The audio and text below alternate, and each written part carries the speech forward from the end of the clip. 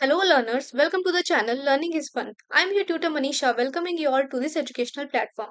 CTET 2025 की series में हमने मैथ्स के टॉपिक कवर करे जैसे कि fraction, division, LCM and HCF, mean, median, mode and range. इसके साथ ही हमने पेडागोजी की भी क्लासेस शुरू करी जिसमें हमने पेडागोजी के प्रीवियस ईयर के क्वेश्चन डिस्कस करे। आज हम उसी को कंटिन्यू करने जा रहे हैं क्योंकि पेडागोजी जो है आपके एग्जाम पॉइंट ऑफ व्यू से बहुत ही ज्यादा इंपॉर्टेंट है। 10 मार्क्स की पेडागोजी के क्वेश्चन आने ही आने हैं। सो जितने ज्यादा डिस्कस करेंगे क्वेश्चन को प्रीवियस ईयर के उतनी ज्यादा आपकी प्रैक्टिस होगी। क्वेश्चन डिस्कस करने के साथ साथ ही हम कॉन्सेप्ट को भी समझते जाएंगे। सो आज की वीडियो काफी ज्यादा इंफॉर्मेटिव होने वाली है। अपने फ्रेंड्स के साथ जरूर से शेयर करें, वीडियो को लाइक जरूर करें, चैनल को सब्सक्राइब करें और बेल आइकन दबाना ना भूलें। So let's start our video. सबसे पहले question number 1, which of the following activities is most appropriate for the development of special understanding among the primary grade learners. जो प्राइमरी ग्रेड लर्नर्स हैं मतलब छोटे बच्चे हैं क्लास 1 से लेके क्लास 5 तक, उनकी स्पेशल अंडरस्टैंडिंग के लिए, स्पेशल अंडरस्टैंडिंग मतलब कि पोजीशंस के रिलेटेड अंडरस्टैंडिंग होगी, स्पेस के रिलेटेड होगी, उसको कहते हैं स्पेशल अंडरस्टैंडिंग। उसकी डेवलपमेंट के लिए कौन सी एक्टिविटी इंपॉर्टेंट है? स्पेशल अंडरस्टैंडिंग की डेवलपमेंट के लिए छोटे बच्चों के लिए कौन सी एक्टिविटी ज्यादा अप्रोप्रिएट है? ये क्वेश्चन आपके प्रीवियस ईयर में पूछा गया है पेपर 1 में। सो इसको ध्यान से समझे। ऑप्शन में सबसे पहला है representing numbers on A number line, drawing A map of their homes showing relative sizes and position of rooms, measuring the distance between two cities on a map. Next is recalling the names of geometrical figures. Geometrical figures के name recall करने से उनकी special understanding तो नहीं होगी। सो ये option हमारे पास reject हो गया। डिस्टेंस मेजर करना between two CTs on A map, map पे ये छोटे बच्चों के लिए तो पॉसिबल बिल्कुल भी नहीं है।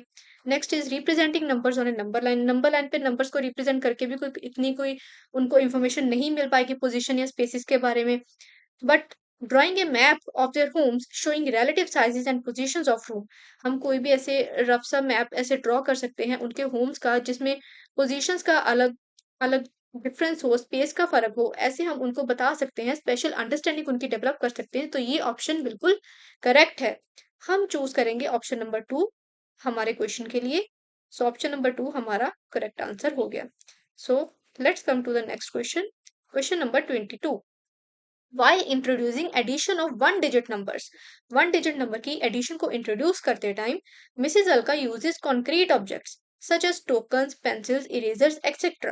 She provides opportunities to the students to manipulate these objects to add single digit numbers. अब इसमें क्वेश्चन में कहा गया है कि जो मिसेस अलका है उन्होंने वन डिजिट की एडिशन पढ़ानी है अपनी क्लास में। ओके, तो इसके लिए उन्होंने कॉन्क्रीट ऑब्जेक्ट्स का यूज किया जैसे कि टोकन्स, पेंसिल्स, इरेजर्स हो गए। तो फिर उन्होंने बच्चों को कहा कि मैनिपुलेट किया स्टूडेंट्स को कि वो ऑब्जेक्ट्स को यूज करें, इन ऑब्जेक्ट्स को, और एडिशन करें सिंगल डिजिट नंबर्स की। तो अकॉर्डिंग टू ब्रूनर, ब्रूनर के अकॉर्डिंग मोड ऑफ लर्निंग इनमें से कौन सा होगा? ऑप्शन है हमारे पास concrete, iconic, enactive, symbolic. Bruner के अकॉर्डिंग, साथ साथ में ही हम थ्योरी भी थोड़ी थोड़ी समझते रहेंगे। ब्रूनर के अकॉर्डिंग सबसे पहला हमारा मोड ऑफ लर्निंग आ जाता है inactive, inactive mode of learning. Then comes iconic mode of learning. Lastly, we have symbolic mode of learning. अब inactive में क्या होता है कि हम फिजिकल अपीयरेंस के बेस पे मतलब विजुअल्स के बेस पे जो फिजिकल वर्ड में उसके बच्चे के अराउंड एग्जाम्पल्स हैं, जैसे कि ये समोसे की ही एग्जाम्पल हो गई लास्ट नेक्स्ट क्वेश्चन में अगर हम करेंगे, या फिर जैसे कि कह सकते हैं कि और फिजिकल ऐसे जिसमें बच्चे की इन्वॉल्वमेंट हो, जैसे कॉन्क्रीट ऑब्जेक्ट्स को यूज करना, टोकन्स हो गए, पेंसिल्स, इरेजर्स, इसी क्वेश्चन की एग्जांपल ले लें। तो इसको यूज करके जब बच्चा सीखता है, अंडरस्टैंड करता है, तो इसको क्या देते हैं? Inactive mode of learning. Next comes iconic mode of learning. Iconic mode of learning में हम यूज करते हैं पिक्चर्स, पिक्चर्स या फिर विजुअल्स की हेल्प से जब बच्चे को पढ़ाया जाता है तो वो होता है iconic mode of learning. Inactive mode में फिजिकल ऑब्जेक्ट्स को यूज करके पढ़ाया जाता है, आइकॉनिक मोड में पिक्चर्स या विजुअल्स को यूज करके पढ़ाया जाता है। Next come symbols. सिंबल्स में हम पढ़ाते हैं बच्चों को सिंबल्स यूज करके, जैसे कि हमारी थ्योरीज हो गई या थ्योरम्स हो गई, उनको प्रूव अगर करना है तो हम सिंबल्स की हेल्प से करेंगे। सो इस क्वेश्चन के अकॉर्डिंग जो हमारा करेक्ट आंसर हो जाता है वो है inactive mode of learning. So option number 3 is our correct answer.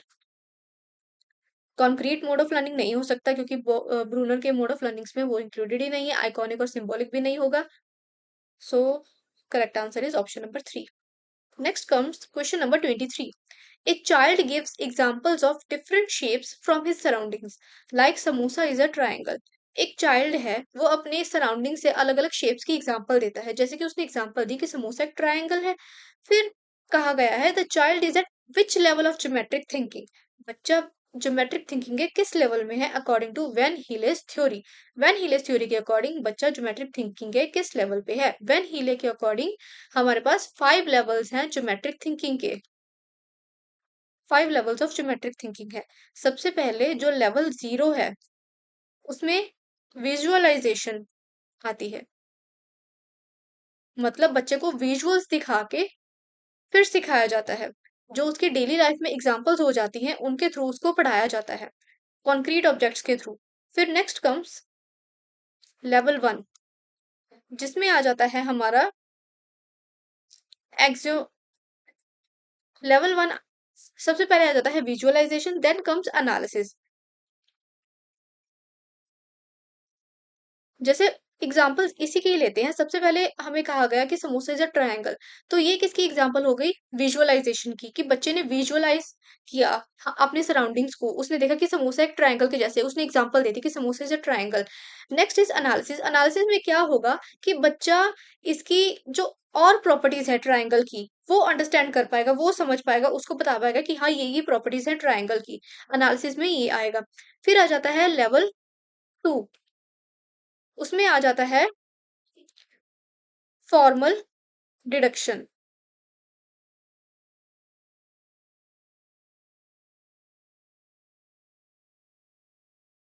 Sorry, informal deduction. Informal deduction में क्या होगा कि जो उसने लेवल 1 में प्रॉपर्टीज को समझा बच्चे ने ट्रायंगल की, अब लेवल 2 में वो क्या कर पाएगा कि प्रॉपर्टीज को और अलग अलग क्लासेस जो है ट्रायंगल की, ट्रायंगल बहुत तरह का होता है, जैसे स्केल एंड ट्रायंगल हो गया, राइट एंगल ट्रायंगल हो गया, तो उनके बीच में वो रिलेशन फाइंड आउट कर पाएगा।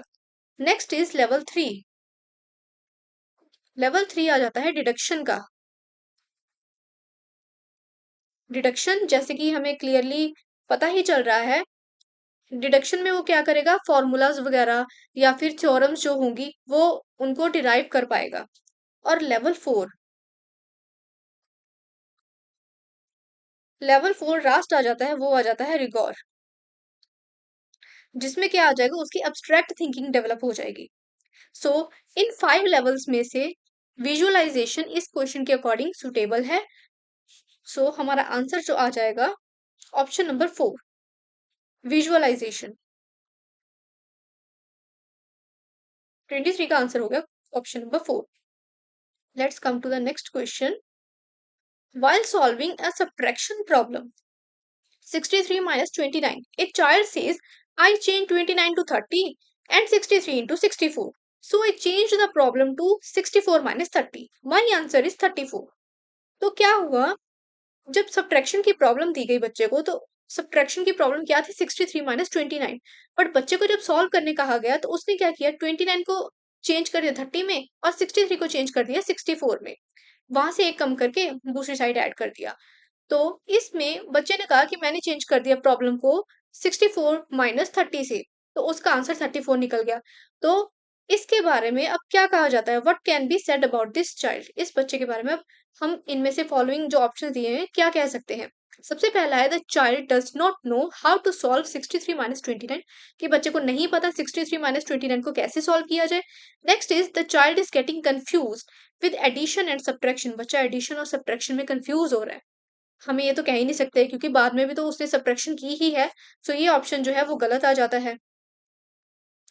Next is the child has conceptual understanding of subtraction and hence uses an alternate strategy, कि बच्चे को सब्ट्रैक्शन की नॉलेज है, कंसेप्ट की अंडरस्टैंडिंग है, इसलिए उसने अल्टरनेट स्ट्रेटेजी यूज करके वो सम को सॉल्व कर दिया। ये ठीक है।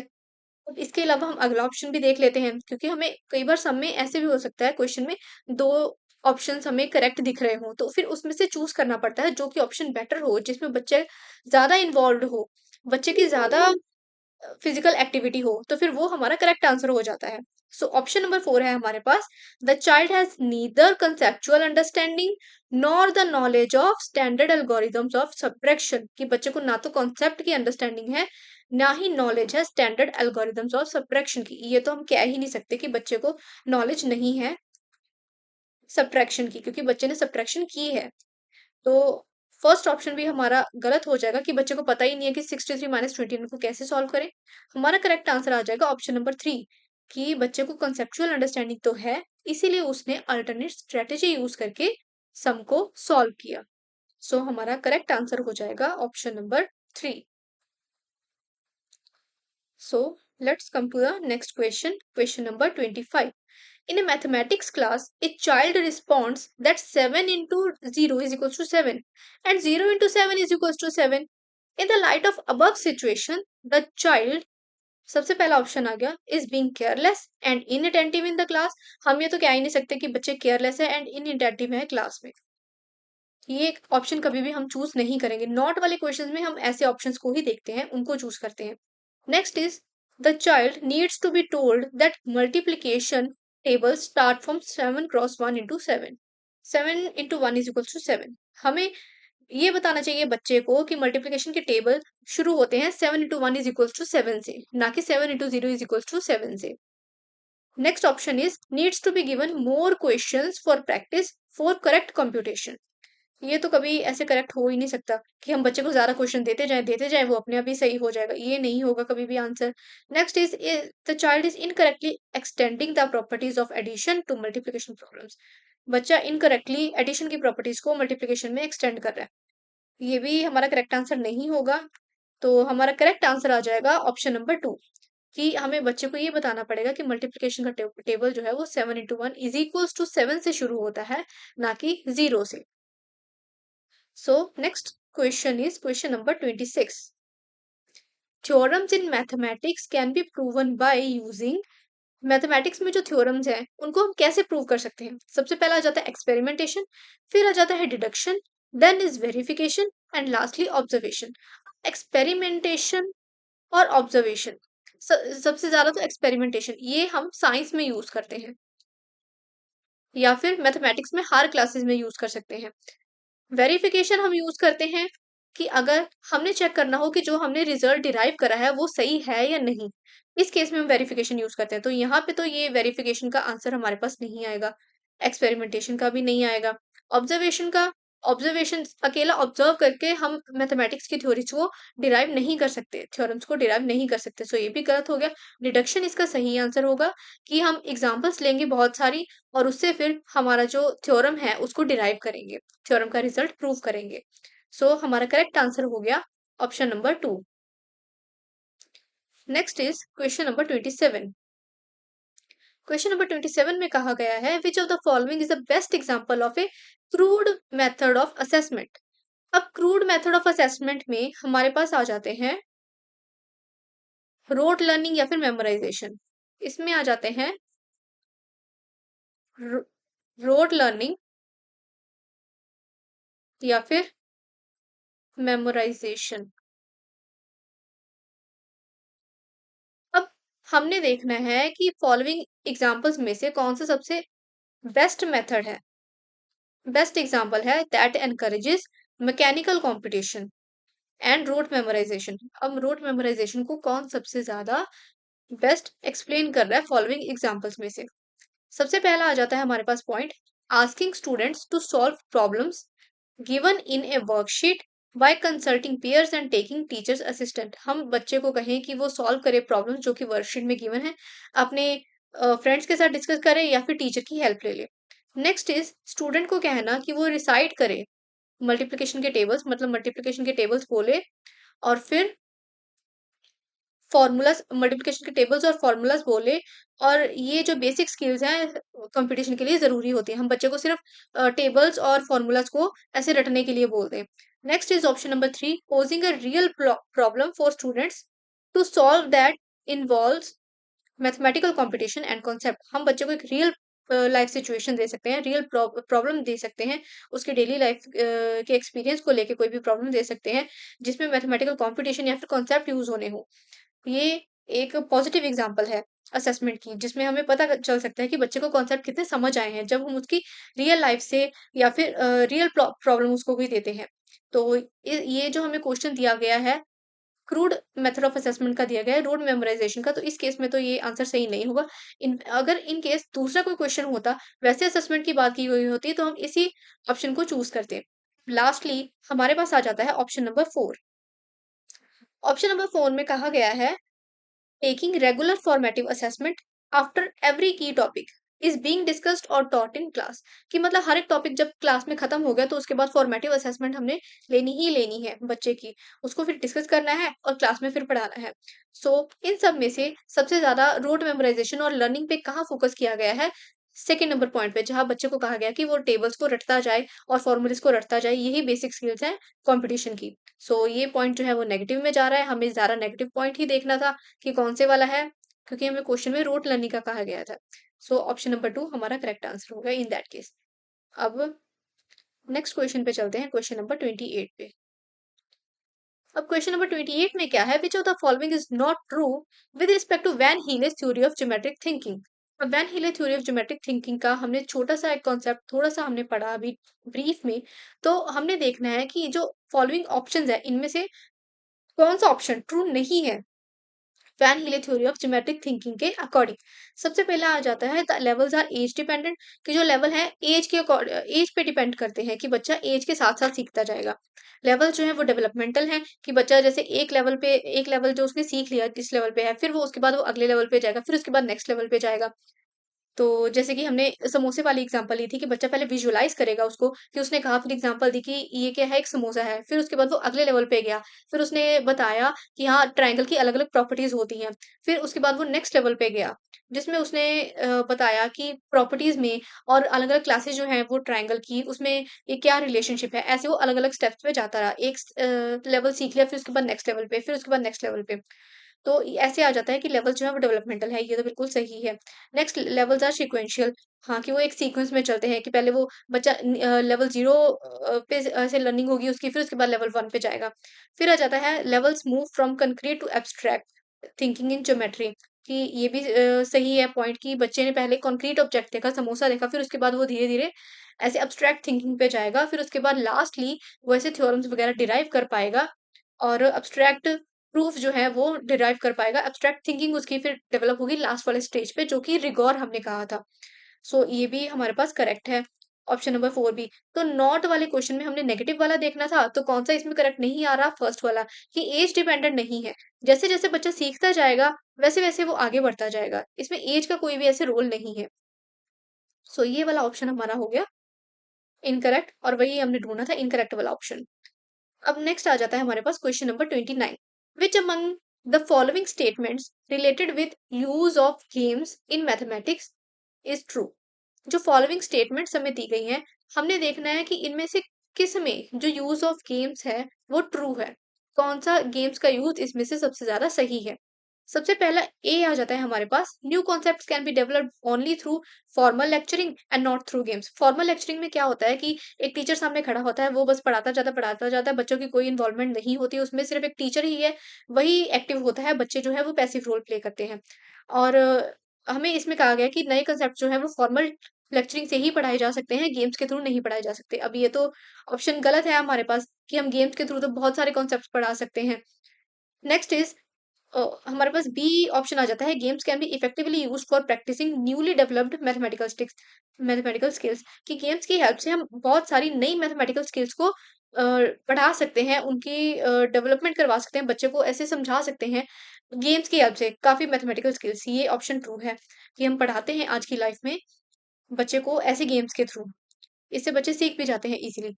Games cannot be use for assessment, games को असेसमेंट के लिए यूज नहीं किया जा सकता, नहीं, ये बात नहीं सही। बच्चे को हम कोई भी प्रोजेक्ट दे सकते हैं, कोई भी ऐसे हैंड ऑन एक्सपीरियंस करवा सकते हैं, और उस केस में फिर टीचर उसको ऑब्जर्व करती है, जिसको हम एनेक्डोटल रिकॉर्ड्स कहते हैं। एनेक्डोटल रिकॉर्ड टीचर बना सकती है।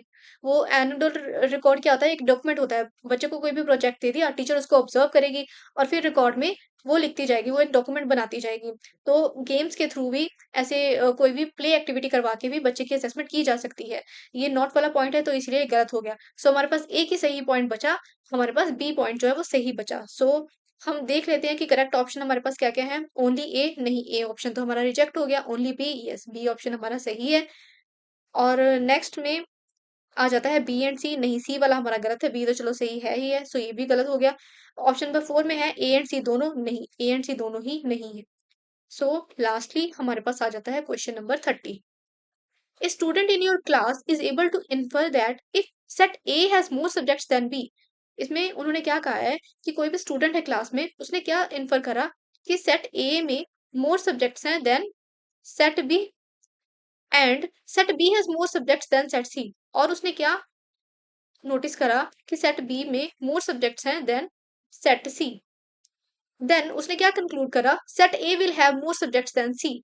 तो उसने क्या कंक्लूड कर लिया इससे कि सेट ए में ज्यादा सब्जेक्ट्स हैं सेट सी से।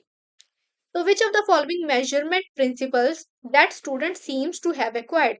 तो फॉलोइंग जो मेजरमेंट प्रिंसिपल्स दिए गए हैं, इनमें से क्या स्टूडेंट ने एक्वायर किया। सबसे पहला आ जाता है प्रोपोर्शनल थिंकिंग। प्रोपोर्शनल थिंकिंग नहीं, प्रोपोर्शनल थिंकिंग में हम यूजुअली रेशियोज की बात करते हैं। Next is कॉम्यूटेटिविटी। कॉम्यूटेटिविटी में होता है कि अगर हमारे पास कोई भी दो नंबर्स हैं ए क्रॉस बी, तो हम उनको बी क्रॉस ए की फॉर्म में लिख सकते हैं। कॉम्यूटेटिविटी मतलब कम्यूट करवा सकते हैं, तो कम्यूटेटिविटी में ये आ जाता है। Next is conservation. कंजर्वेशन हम यूज करते हैं कि साइंस की फॉर्म में वैसे ज्यादातर इसको यूज करते हैं कि जो हमारे पास नंबर्स होते हैं, कोई भी ऐसी वैल्यूज होती हैं, वो कंजर्व्ड रहती हैं, मतलब वो मतलब कि फिक्स्ड रहती हैं।